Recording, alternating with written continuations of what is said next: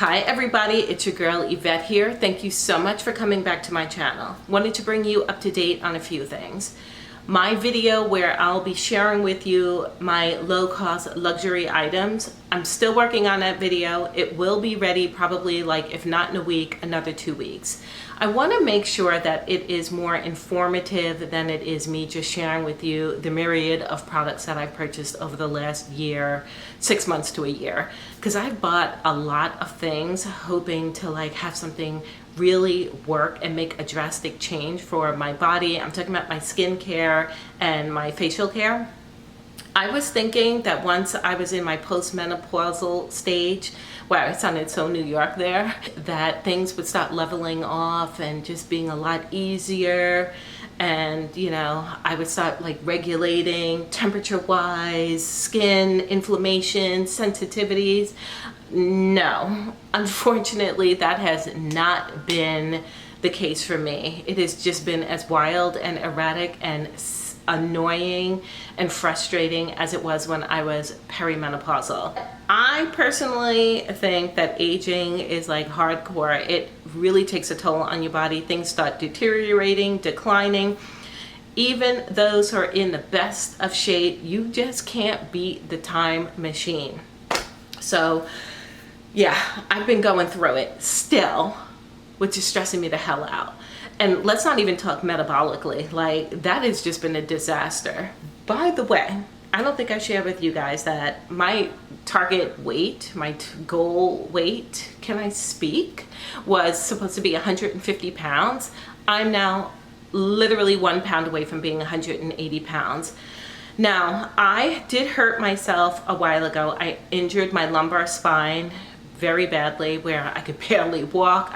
I'm a little bit better now, but I definitely need to get some physical therapy. So I've not been working out, and I have been stress eating. I have been indulging in ways that just doesn't even make sense. I should be embarrassed to share this with you guys because I've been on this channel for about 5 years talking about wanting to get into shape and lose weight and be healthier, and I have moments where I'm doing really well, and then there's moments where I just crash and burn. I'm determined, with a capital D, determined, that 2027 you are going to see a transformation in mind and body, and well, you're not going to see the spirit one because whatever.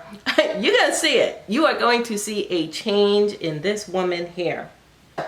Since I've gained the weight, well, let me backtrack. I'm filming in my bedroom, letting you see some of the mess on my dresser because thinking about aging, I've had a lot of people in my family make it to their mid-90s, and when they've passed on, the family has had to deal with what do we do with the stuff. Items that I use that are very necessary to life, I will keep, but the other stuff is got to go. I have tons of books, and some of the fiction that is not literary fiction, that is not historical history books, not classics, they're going. They're getting out of here. Candles that I've purchased, never burned, gotta go. Tchotchkes and figurines, dust collectors, don't want that anymore. I just want to start downsizing. The goal is not to be a minimalist, it is just to not have so much stuff around. Where I have started is in my closet because getting rid of clothes now that I have gained weight and that I'm older has been the easiest. So I finally was able to let go of the 6, the 8s, some 10s, and small clothing items.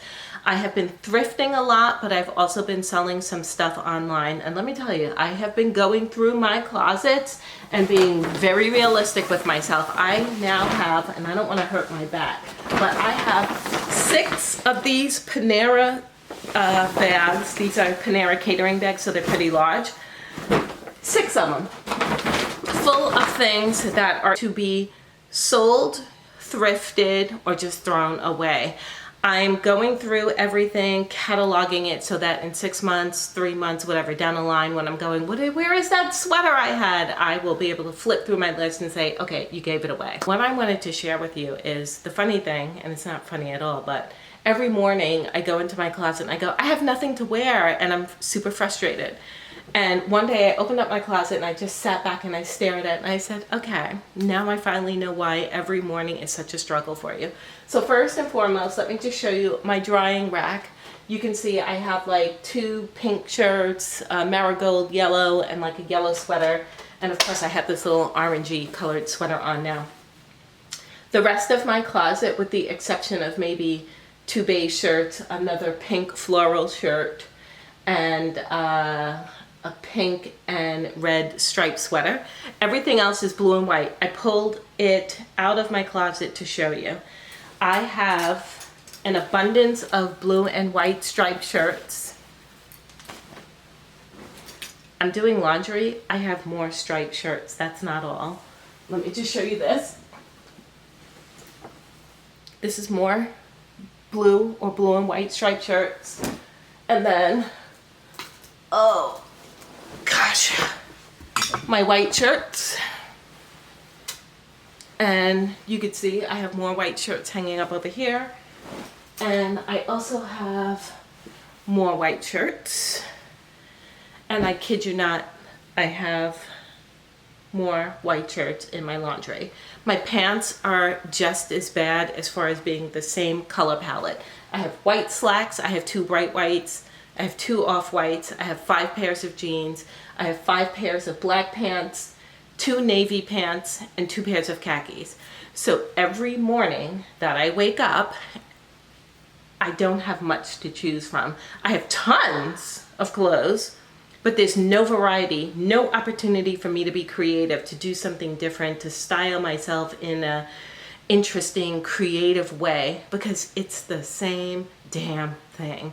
So obviously I like what I like, I get it, but I don't need any more. If I allow myself to shop, it will only be 6 months to a year from now, and it has to be that I'm buying something that I need, really want, and have been looking at it for a long time, or no, those are the 2 criteria that it has. For me to buy something, I must meet those 2 criteria. But the other thing is, it cannot be any of what I have already. It must be a color, vibrant, interesting, different. I didn't mean for this video to be that long, so I'm gonna finish it here, and right now, but no, actually, let me wind up back and just tell you. I have, as I have been for many years, talking about, I'm gonna color my hair, I'm gonna color it, I'm gonna color it. I think I am going to color it. I don't know. The only thing holding me back from coloring it is when I'm out and about and I think about when I get that white line, and that white line will appear in 2 weeks after I get it professionally colored, or even if I do it myself, it is going to appear, and then I'm going to be like, what the capital F? And then just think about the cost of having to do that and the time it's going to take, and the fact that the touch-up is never as perfect as the initial color. And that is the only thing holding me back. But otherwise, I'm over it. I've done the gray hair. I've been gray for how many years now? Since I've been 45. I'm soon to be 57. I'm over it. I'm done. I'm ready for something different. But I got to work that out before I fully commit. Okay, now I'm leaving. Thank you so much for dropping by. I will see you guys soon. Bye-bye.